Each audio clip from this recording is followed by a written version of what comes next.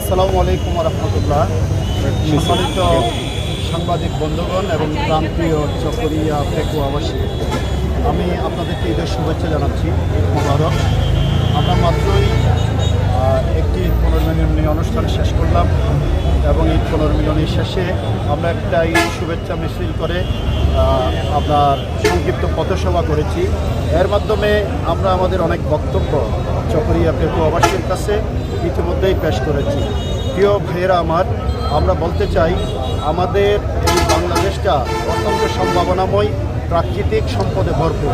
আমাদের প্রাকৃতিক সম্পদ আছে, আমাদের সমুদ্র সম্পদ আছে, আমাদের ম্যান পাওয়ার আছে, আমাদের আরও অনেক অনেক সম্ভাবনা, তেল গ্যাসের সম্ভাবনাও আছে এবং আমাদের শ্রমবাজার মিডল ইস্টে এবং সারা দুনিয়ায় তারা অত্যন্ত কষ্ট করে দেশের অর্থনীতিকে বিনির্মাণ করে যাচ্ছে।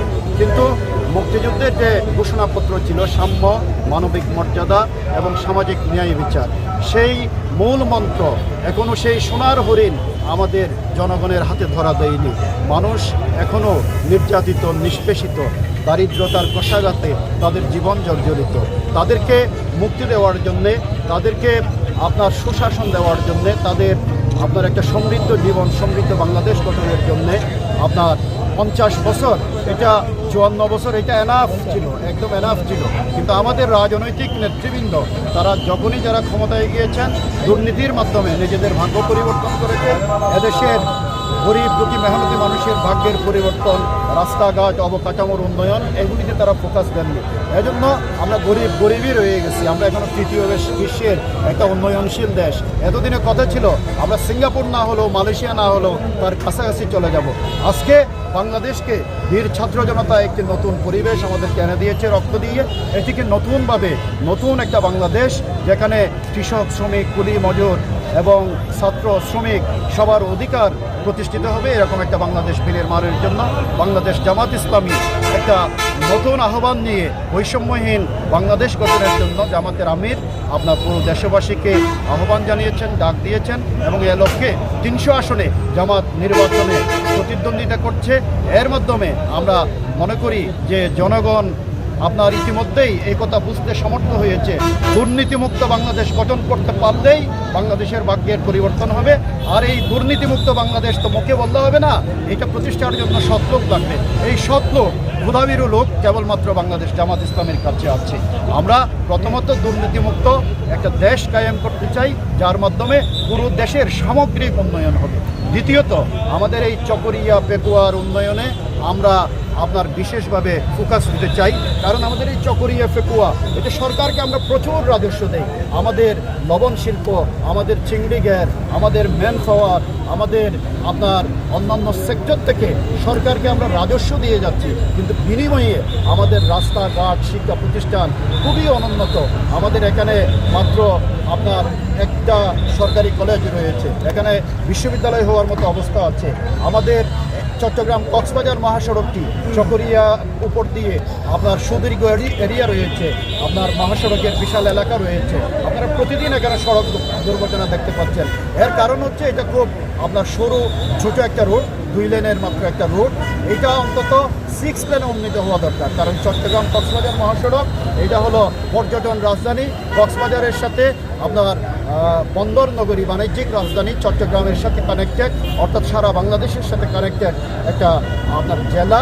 এই জেলার প্রধান সড়কটি, আরকান সড়কটি 6 লেনে উন্নীত করার জন্য আমরা ইতিমধ্যেই একটা আন্দোলন সংগ্রাম শুরু করেছি। আমি যতদিন আছি আমাদের রাজনীতির আপনার ভবিষ্যতে যে সময় পাবো, এই দাবি আদায় না হওয়া পর্যন্ত আমরা এই বক্তব্য, এই দাবি আদায়ের জন্য আমাদের তৎপরতা, আমাদের কর্মসূচি আমরা চালিয়ে যাবো ইনশাআল্লাহ। 6 লেনের কথা কি এখানে কেউ বলেনি, সবাই ফুল লেনের কথা বলেছি। আমি প্রথম 6 লেনের কথা বলেছি এবং আলহামদুলিল্লাহ এখন অনেক নেতৃবৃন্দ এটা আর ফুল লেন নয়, 6 লেনের দাবি পেশ করছেন এবং ইনশাআল্লাহ এটা হবে। যেহেতু আমাদের প্রধান উপদেষ্টা, মাননীয় প্রধান উপদেষ্টা ডক্টর মোহাম্মদ ইউনূস, তিনি চট্টগ্রামের সন্তান, তার কাছে আমরা আশা করি ন্যায় বিচার, ইনসাফ পাবো এবং এটা 6 লেন হবে ইনশাআল্লাহ। প্রাণপ্রিয় ভাইরা আমার, চকরিয়া স্পেশালি উন্নয়ন বঞ্চিত, কী কারণে আমরা জানি না, আমরা বারবার বৈষম্যের শিকার। আমরা চকরিয়ার রাস্তাঘাট এখন সবখানে গণসংযোগের জন্য যাচ্ছি, সবখানে ঠিকমতো গাড়ি যায় না, এমনটা হওয়ার কথা ছিল না। আমরা এই রাস্তাঘাটের উন্নয়নে ফোকাস দিব এবং বিশেষ করে আমাদের এই চকরিয়ায় শিক্ষিত বেকার যুবক গোষ্ঠী এটা বিশাল, যার কারণে এই বেকার যুবকরা একটা আপনার হতাশ এবং একটা ফ্রাস্ট্রেশন নিয়ে জীবন কাটাচ্ছেন। এজন্য চাঁদাবাজি হয়, এজন্য অন্যান্য সামাজিক অপরাধগুলো হয়। তাদেরকে এই সামাজিক অপরাধগুলো থেকে মুক্ত করার জন্য এবং যুব সমাজকে কাজে লাগানোর জন্য তাদের কর্মসংস্থানের ব্যবস্থা করতে হবে। এই কর্মসংস্থানটা আমাদের একটা ফোকাসের জায়গা হবে। আমরা যুব সমাজকে আপনার চাকরি দেওয়ার জন্য, তাদের কর্মসংস্থান তৈরি করার জন্য আমরা বিশেষভাবে পরিকল্পনা নিয়ে আমরা একটা নেটওয়ার্ক তৈরি করে সারা দেশে বড় বড় কোম্পানিগুলো, প্রাইভেট সেক্টরে এবং সরকারিভাবেও আমরা যেহেতু পিছিয়ে আছি, আমাদের যুব সমাজের কর্মসংস্থানের জন্য আমরা কাজ করে যাব। প্রাণপ্রিয় ভাইরা আমার, এরপরে আমাদের শিক্ষাধিকার উন্নয়নের জন্য আমরা কাজ করে যাব। আমাদের এখানে নিরাপদ ব্যবসা বাণিজ্যের জন্য সন্ত্রাসমুক্ত চকরিয়া পেকুয়া আমাদের গড়ে তুলতে হবে।